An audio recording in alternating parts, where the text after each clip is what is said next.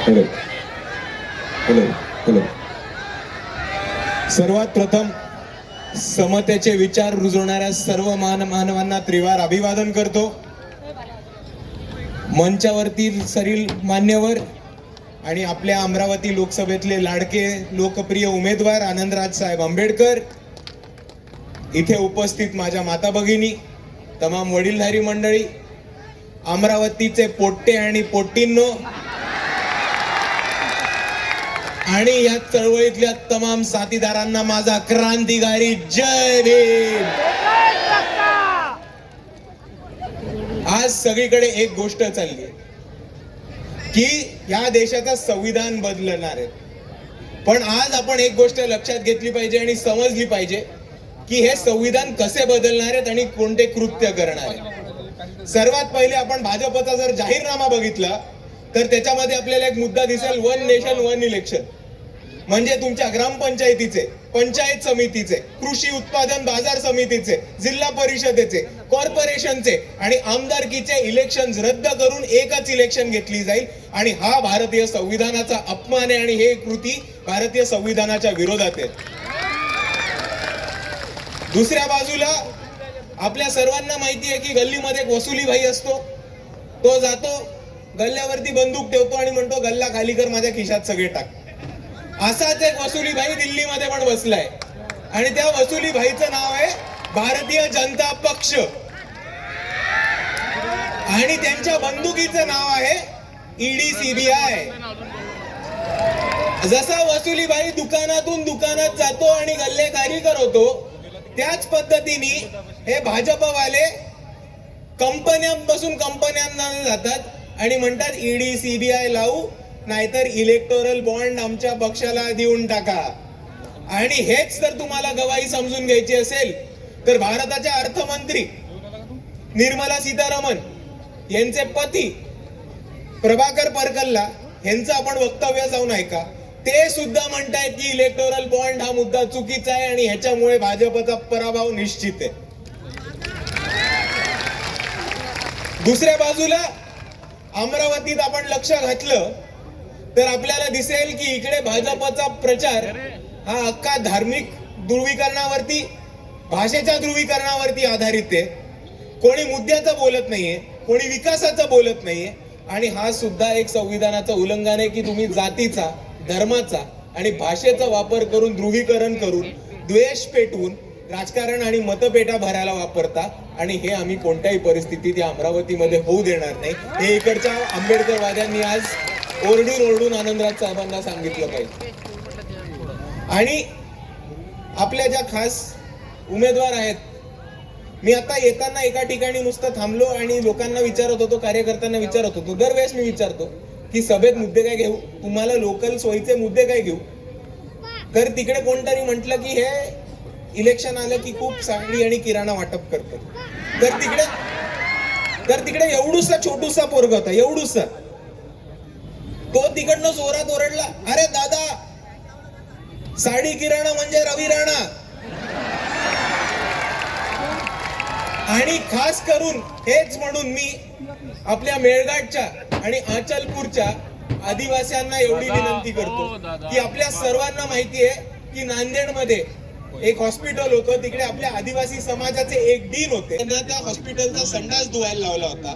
आणि म्हणून मी आचलपूरच्या, मेळघाटच्या आणि तमाम महाराष्ट्रातल्या आदिवासी बांधवांना हे विनंती करतो की आपण कोणत्याही परिस्थितीत भाजपला मतदान करू नका आणि भाजपचे उमेदवार जिकडे दिसतील त्यांना पकडून इलेक्शन मध्ये पाडा म्हणजे पाडा.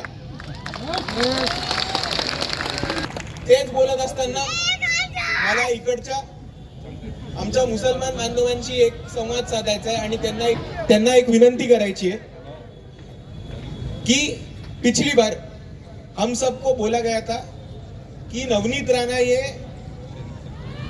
एनसीपी से पुरस्कृत कैंडिडेट है. ओ मामा जरा आवाज वाढवा की नवनीत राणा ही एनसीपी की पुरस्कृत उम्मीदवार है, तर उनको चुन के लाना चाहिए. लेकिन पार्लियामेंट में जाने के बाद, संसद में जाने के बाद उन्होंने पहला काम जो किया वो 370 के खिलाफ वोटिंग करके कश्मीर का स्पेशल स्टेटस निकालने का काम किया। और मैं आपसे गुजारिश करता हूं कि आप ये इस चीज का बदला मतपेटियों से और इलेक्शन में, इस 2024 की इलेक्शन में जरूर लीजिए।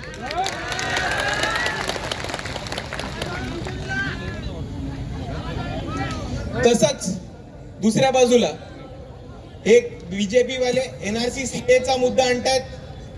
कंत्राटी भरती आपल्या राज्यामध्ये यांनी लागू केली आहे आणि हे पण संविधानाचं उल्लंघन।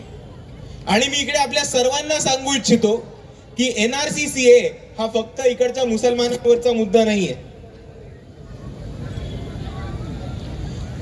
एनआरसी सीए आदिवासी, भटके विमुक्त, विजेएनटी, बहुजन आणि वंचित घटकातल्या सर्व समाजांना हा एनआरसी सीए चा धोका आहे। आणि दुसऱ्या बाजूला आपण एक गोष्ट समजून घ्या की आज एनआरसी सीए च्या विरुद्ध लढणारे फक्त आणि फक्त इकडचे आंबेडकरवादीच आहेत। आपकी इस जंग में, आपके इस सफर में आपके हमदर्द सिर्फ यहाँ के आंबेडकरवादी। क्योंकि आप देख लीजिए, कांग्रेस ने 40 पन्नों का जाहिरनामा छापा है। कितने पन्नों का? 40। एक लफ्ज एनआरसी सीए के खिलाफ लिखा नहीं उन्होंने। दूसरी तरफ ये कांग्रेस ने हमेशा हमारी कौम की वोटें ली, लेकिन एक इनके ज़हन में यही बात है कि हम सिर्फ वोट छापने की मशीन है, हम सिर्फ वोट देने के लायक है, वोट लेके चुन के आने के काबिल नहीं समझते ये लोग हमें। और आप इतिहास देखिए, 2014, 2019 महाराष्ट्र में कितने मुसलमान उम्मीदवार दिए? एक। वो भी किधर दिया? किधर दिया? अकोला में। और किसके लिए दिया? बाळासाहेब आंबेडकर। आणि हे म्हणतात की वंचित आणि बहुजनांचं हे प्रतिनिधित्व करतात। ही लोक म्हणतात की ही लोक संविधान वाचवणार आहेत। तुम्ही तुमचे कार्यकर्ते भाजपमध्ये जाण्यापासून पहिले थांबू नका, मग येऊन बोला माझ्याशी। आणि दुसऱ्या बाजूला आज आपण रिप्रेझेंटेशन आणि वंचितांचं प्रतिनिधित्व हा मुद्दा घेऊन जर समजून घेतल्या तर आपल्याला एक गोष्ट कळेल की आज काँग्रेसकडनं एकच बौद्ध उमेदवार दिलेला आहे। अख्ख्या 48 सीटांपैकी एक बौद्ध उमेदवार आहे। एकही दलित उमेदवार, एकही आदिवासी उमेदवार नॉन रिझर्व्ड सीट्स वरनं, ओपन कॅटेगरीच्या सीट्स वरनं ह्या काँग्रेसनी दिलेला नाहीये। आणि हा जातीवाद नाहीये का? दुसऱ्या बाजूला जो एक उमेदवार बौद्ध समाजाचा दिलाय काँग्रेसनी, तो कुठे दिलाय? अमरावती। आणि तो कशासाठी दिलाय? तुम्ही ते होऊ देणार आहात का? तुम्ही ते होऊ देणार आहात का?